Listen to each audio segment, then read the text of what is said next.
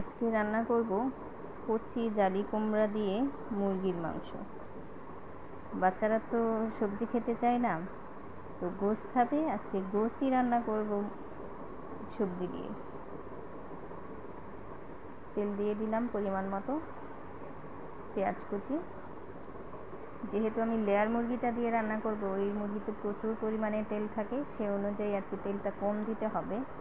লবণ, একটু পানি দিয়ে দিলাম, হলুদ গুঁড়া, মরিচ গুঁড়া, ধনিয়া গুঁড়া, জিরা গুঁড়া, আদা রসুন বাটা দিয়ে দিলাম। আমি কিন্তু এটার মধ্যে কোনো ধরনের গরম মশলা ব্যবহার করিনি। আমি এই লাল লেয়ার মুরগিটা ব্যবহার করেছি এবং এটা ভালোভাবে ধুয়ে পরিষ্কার করে নিয়েছি এবং দিয়ে দিলাম মুরগির মাংসটা। একটু কষিয়ে নেব। যেহেতু আমার এটা লেয়ার মুরগি, অনেক বেশি সময় লাগবে এটা সিদ্ধ হতে।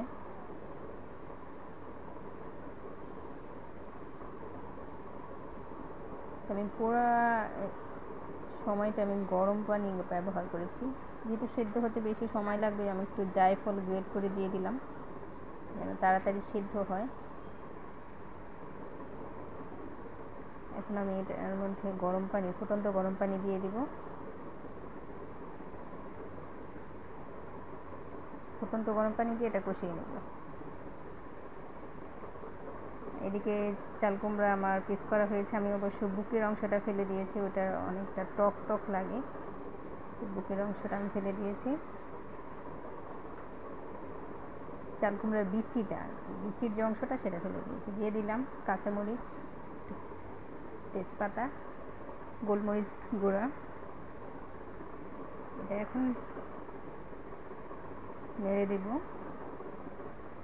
একটু কষিয়ে নেই। তারপরে আমি দিয়ে দিলাম রেখে দেওয়া ডিমটা এখন সিদ্ধ হবে।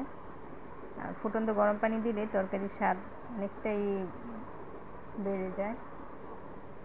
ঢাকনা দিয়ে দিব এখন।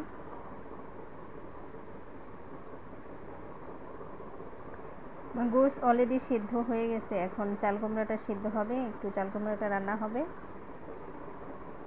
এই তো তৈরি হয়ে গেল আমার চাল কুমড়া দিয়ে মুরগির গোশ।